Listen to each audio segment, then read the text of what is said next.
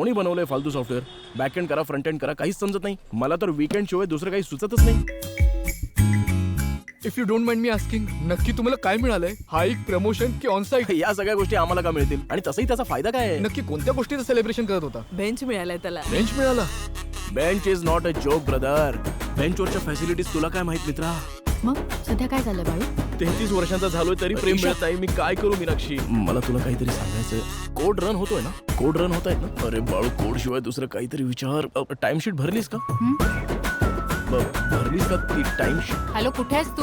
अजून कुठे असणार आहे? ऑफिस मध्ये. ठीक आहे, मला व्हिडिओ कॉल कर बघू. सोसायटीमध्ये चोऱ्या होतात म्हणून मीटिंग ठेवली आहे. ताई, तू जे काही चोरलेस ते परत देऊन टाक. मदत कर ना. माझ्या आईला सांगा की तुम्हाला मी नाही आवडले म्हणून. तुम्ही मला आवडला नाही हे कसं सांगू? काय? अरे वा वा, मी बेंचवर बसलो आणि आता गोव्याच्या ट्रिपला जाणार आहे. आपल्यासोबत गाडी, गाडीमध्ये बियर पिऊन करायची मज्जा. बीचवर जाणार आहे? आपल्यासारख्या फॅमिलीवाल्यांनी अशा ठिकाणी जायचं नसतं ना. अहो, काय करताय? उठा ना. लवकर लग्न करून खूप मोठी चूक केली मी. I am Prasad Vashishth. I am ex IPS. अरे या म्हाताऱ्याचा प्रॉब्लेम काय रे? मी ईशाला इम्प्रेस करतोय तर हा का जळतोय? याची कसलेली लव्ह स्टोरी? आज काही झालं तरी मी ईशाला प्रपोज करणारच आहे नक्की.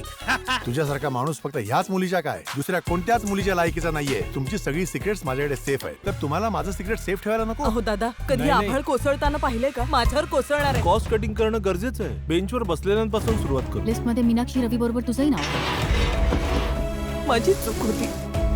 बेंचवर यायला वेळासारखं बघत होतो. असं होईल वाटलं नव्हतं.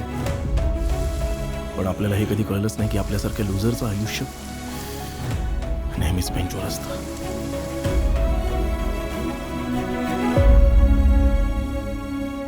वाईन शॉप मध्ये काम करणारा माणूस पण तुझ्यापेक्षा चांगला बोलतो. सर, तुम्ही कोणत्या वाईन शॉपमध्ये जाता सर?